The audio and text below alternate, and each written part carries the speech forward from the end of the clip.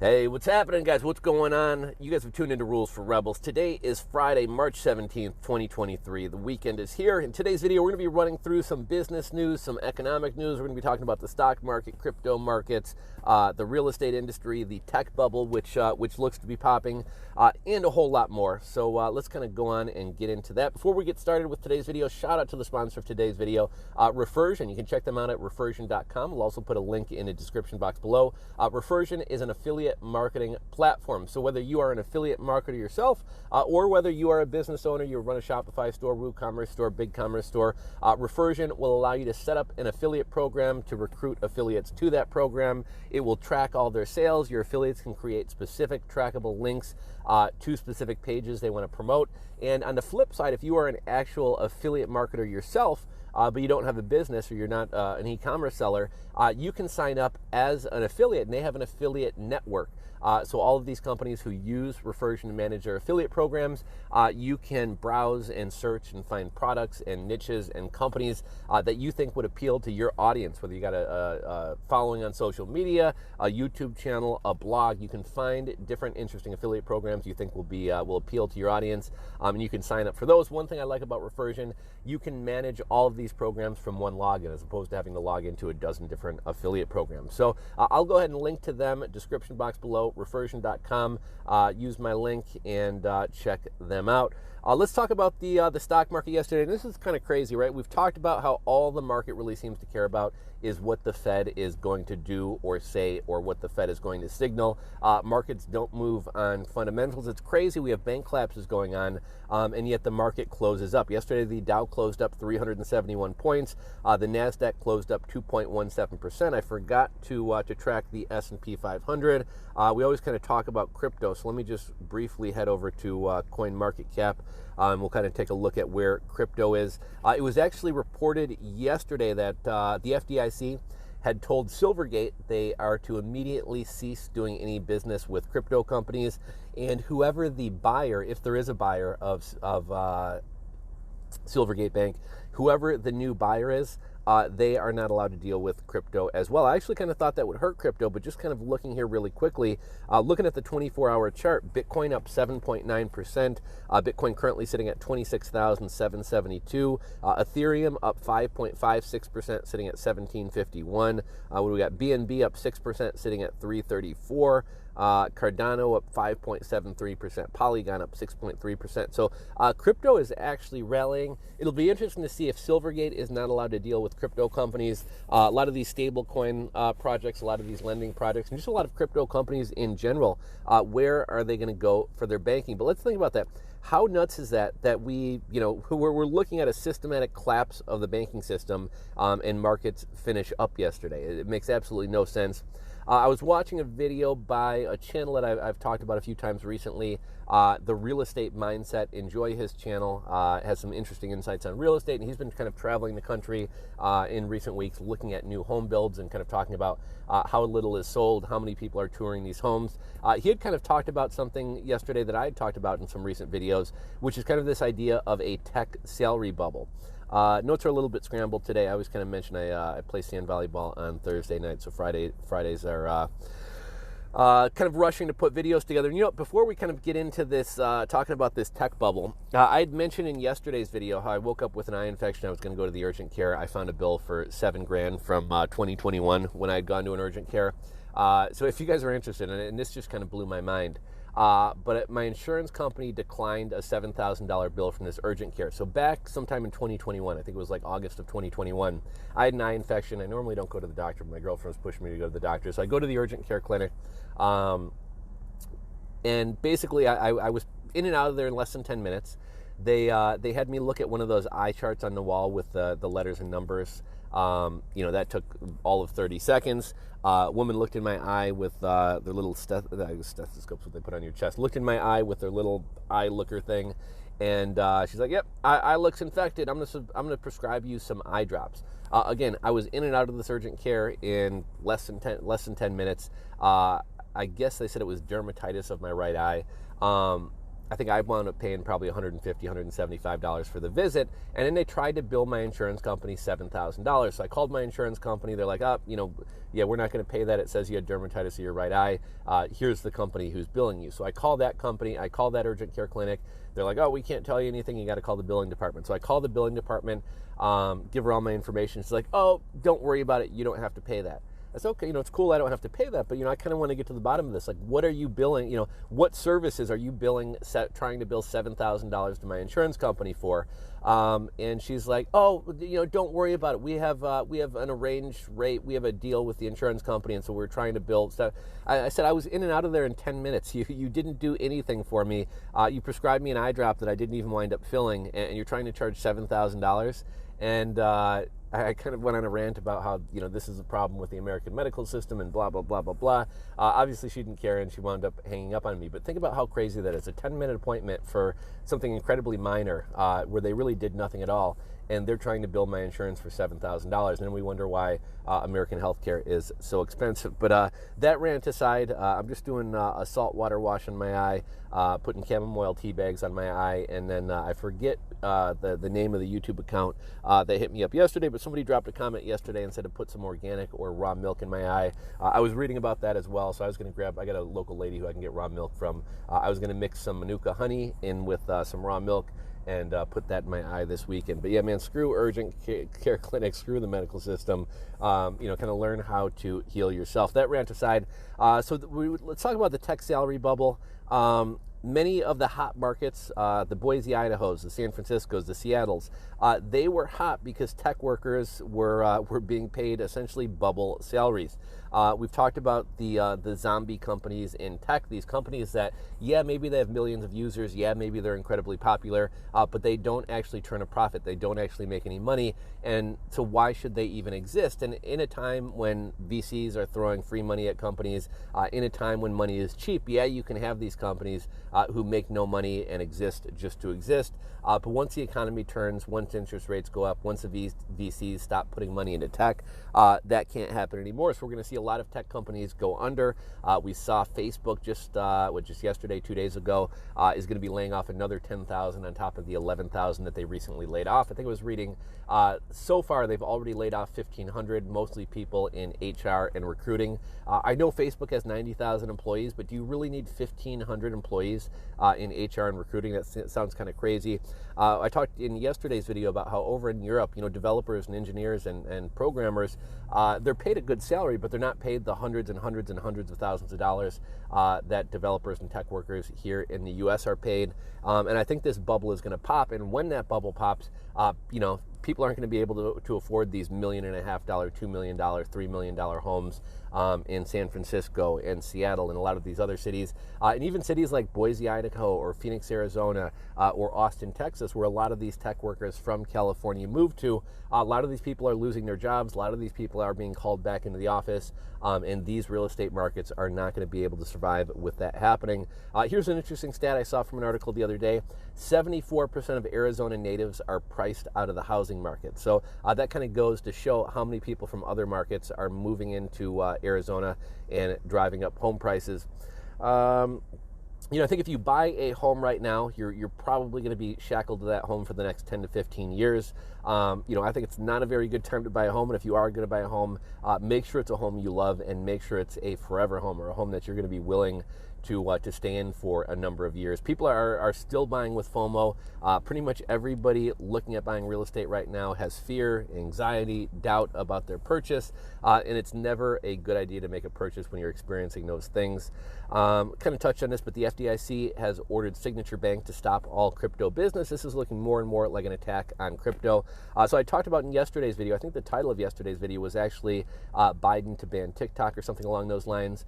So even though TikTok is still kind of pushing back a little bit against the Biden administration, TikTok reportedly is in talks to be sold, apparently meeting with some of the same parties who they had looked to potentially selling to back when Donald Trump was threatening to ban TikTok back in was that 2018, 2019, something like that. Remember when Donald Trump first started talking about banning TickTok, everybody said, oh, you just want to punish, young people, or you just want to punish people on the left, or you just want to punish tech, or this is xenophobic. But we've kind of seen the narrative shift, and both parties, Republicans and Democrats, now want to ban TikTok. Biden came out recently, or the Biden White House came out recently and said TikTok has to be sold or they could face a ban. They kind of weakened their speech by saying it could face a ban as opposed to saying sell it or we're going to ban it. But apparently back when Trump was talking about banning TikTok, Oracle and Walmart were looking at partnering together to buy TikTok, and apparently TikTok is once again in reports to sell to Oracle and Walmart. So it'll be interesting to see what happens with that. Saw this recently. Instagram co-founder Kevin Systrom recently came out and said that Instagram has lost its soul. He said it used to be used for family and friends to share photos. Now it's all about influencers and making money. And he says his biggest regret is how commercial Instagram has become and how it's become nothing more than an influencer platform and a place to make money. Not really surprising. Facebook bought Instagram, and look at how Facebook started out. I mean, Facebook ultimately started out as a government project called LifeLog by DARPA. It was shut down the next day. Mark Zuckerberg opened up Facebook, but that's a story for another day. But if you look at Facebook, Facebook started out as a way for classmates and people to connect with old friends and people to kind of share photos with family. And then, the feed no longer became chronological. It became a lot more ads. It became a lot more divisive. Facebook specifically pushes divisiveness. And that platform is also not what it used to be. Next story, Amazon is being sued for not telling New York customers that at their Amazon Go locations, they're collecting biometric data on customers.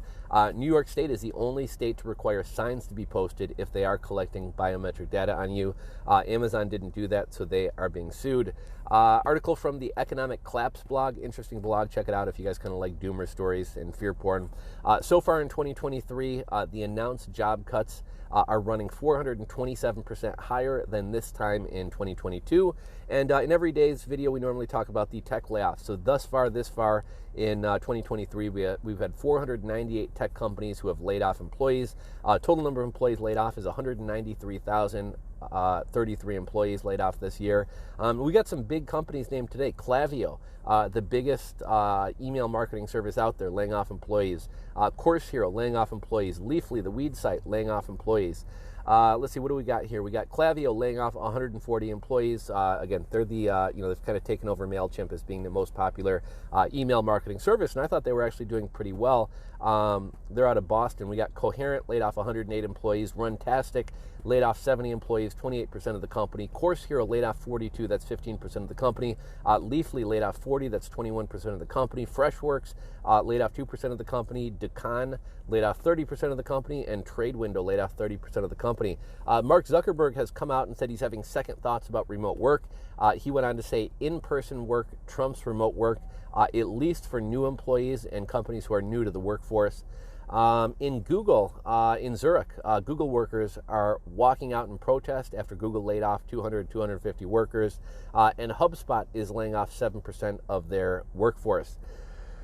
Let's see, what do we got here? In the last annual report, Silicon Valley Bank flagged remote work as a problem, saying productivity has fallen since they went remote. So there seems to be kind of a media narrative shifting around remote work. Previously, the media was really kind of circle jerking how great remote work is, how much people love it. People are having more babies, they're connecting with their families, they're picking up new hobbies, they have more time. The media narrative is changing. I just kind of Googled remote work and went to the news stories, and we're seeing articles like one that was titled "The Psychological Benefits of Commuting." The psychological benefits of commuting that remote work doesn't provide. That's interesting. Most people hate commuting, and there's actually many studies that have been going on for a long time that have found the longer your commute to work is, the less happy you are in general. So the idea that a commute is good for you is kind of silly. I can see how maybe like a reasonable commute, it gives you a little bit of time away from work, away from family, away from your kids, away from your girlfriend, boyfriend, husband, wife, to listen to a podcast or just kind of reflect on life or think to yourself. So I can see how some people may find that a little bit enjoyable. I think the average commute is about 24 minutes, but I think anything over about 15 minutes they find actually hurts your overall happiness. We also got an article from the New York Times titled "Remote Work Isn't as Healthy as You Think." So the narrative around remote work is changing. We also have Oracle is forcing employees back into the office, according to a recent leaked memo. I'm not going to get too much into this story, but No Jumper Podcast, one of the biggest YouTube channels and one of the biggest podcasts out there, Adam22 of the No Jumper Podcast has recently deleted a live stream. He apparently had, YouTube is big on these pedo hunters right now. He apparently had one of these pedo hunters on his show. The pedo hunter actually called out Adam for talking to underage girls and for some of the weird tweets that he's put out over the years. And Adam actually stopped the podcast, deleted the podcast, and kicked him out of the studio. We'll just kind of leave that story at that. Meta has started cleaning house. We had announced in recent days that they plan on laying off 10,000 workers. Already they've laid off 1,500 workers in HR and recruiting positions. And again, why do you need 1,500 HR and recruiting positions? We've learned that the CDC bought phone data to track whether Americans were complying with lockdowns. The government no longer needs warrants to spy on you. All they need to do is buy data from phone companies. And this kind of partnership of phone companies and just corporations in general and the government is kind of a scary thing. Zero Hedge had an article, as the bank crisis looms, Biden's aggressive focus on firearms is suspicious. Why is Biden so focused on gun control and growing the ATF and banning weapons all at a time when a company is collapsing and there's more important things going on? Barney Frank, the socialist communist, is under fire for his role. He was on the board of Signature Bank that recently collapsed. And when he was criticized, he came out and said, I need to make money. He made $2.4 million for his role on the board of Signature Bank. And this is after he condemned others in government who left government to go work for the financial sector. So basically, he's just a big hypocrite. Pornhub was acquired by a Canadian private equity company called Ethical Capital Partners, who focuses on complex gray area businesses. Then in the last story of the day, the Washington Times, a new Pew poll found that Jews are the most favorably looked upon religious group by Americans. And that's kind of odd, and this kind of goes to show how the media will run two opposing sides of a story just to, kind of get clickbait. I've been seeing a flurry of articles about how anti-Semitism is on the rise, but then at the same time, we have an article about how Jews are the most favorably looked upon religious group in America. So which of those is true? I suppose both of them could be true, but it just kind of highlights how the media loves to kind of play both sides of the story. And I always think it's funny how we see these tweets or Reddit posts where they'll find the same reporter at the same newspaper, whether it's New York Times, Washington Post, Washington Times, whatever else, and they'll have one story like, why sending money to Ukraine is good. And then a week later, they'll have another story. Why sending money to Ukraine is terrible. And some of these reporters, they'll have like a whole page full of completely opposite stories that they'll write, obviously just trying to kind of stir division and create clickbait and get more clicks and views. I also saw BuzzFeed the other day was asking their reporters to crank out more stories because they need more revenue. And, I think a lot of these BuzzFeed, Vice Magazine, these types of publications or websites, I think they're going to go under. Think about all the bloggers and YouTubers and content creators out there who are either one person, one man, one woman, or even, maybe a small team of 2 or 3 people, but they put out high quality content, put out a ton of content on literally next to no budget with one person. Why do we need these huge multi-million-dollar organizations like BuzzFeed and Vice News when you can have a single person with no budget doing the same thing that it's taking them teams of 50 people and millions of dollars to do? I think we're going to see a lot of these type of BuzzFeed and Vice Media kind of organizations going under here in 2023. Again, a little bit of a slow news day, but if you guys enjoyed the video today, give it a thumbs up. As always, I'd love to hear your thoughts, comments, and opinions on anything and everything we've discussed today, so drop those down below. If you're not subscribed to the channel, be sure to click that subscribe button down below and check out our sponsor, link in the description box below, refersion.com for all your affiliate marketing needs. That's all I got, guys. I will catch you on Monday's video. Unless something interesting happens over the weekend, and I'll try to get out a weekend video. But that's all I got for you guys today. I'll catch you later. Peace.